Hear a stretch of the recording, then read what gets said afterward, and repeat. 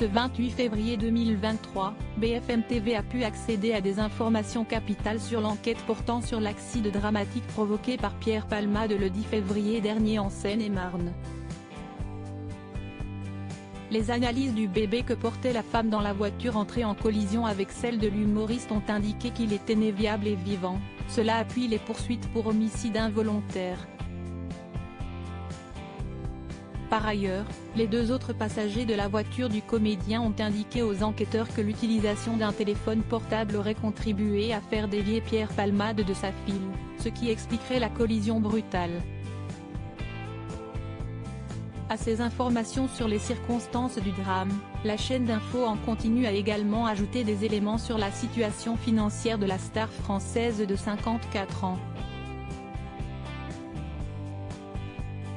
Grand reporter de BFM TV, Vincent Ventighem a apporté des informations sur les problèmes d'argent de Pierre Palmade. Rongé par la drogue, un mal qui le gangrène depuis des années et dont il a reconnu la consommation excessive, il ne travaillait plus et touchait près de 5 000 € environ par mois de droits d'auteur, ce qui ne couvrait pas son train de vie et notamment ses achats en stupéfiants.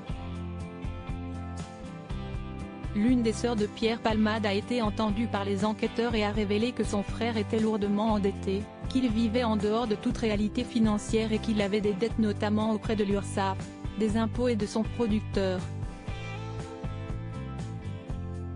Estimé à 250 000 €, apprend-on sur BFM TV. Ce qui explique pourquoi sa maison de Célie-en-Bière a été mise en vente.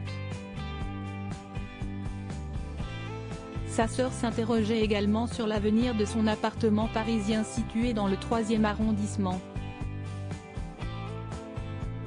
À ce titre, elle a expliqué qu'elle s'occupait de lui depuis 2017, et qu'elle lui avait vainement proposé à plusieurs reprises une mesure de tutelle, estimant que son frère n'était plus en mesure de gérer ses affaires, a déclaré le journaliste Vincent Ventighem. Écroué mais dans sa chambre d'hôpital, le comédien qui a fait un AVC le 25 février a été placé lundi en détention provisoire.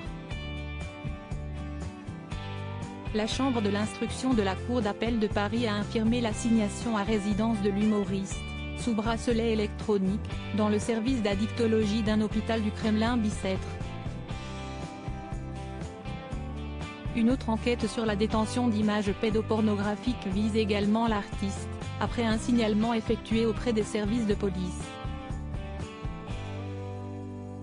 Un homme a été mis en examen samedi pour diffusion et détention d'images pédopornographiques, et placé sous contrôle judiciaire dans le cadre de cette enquête.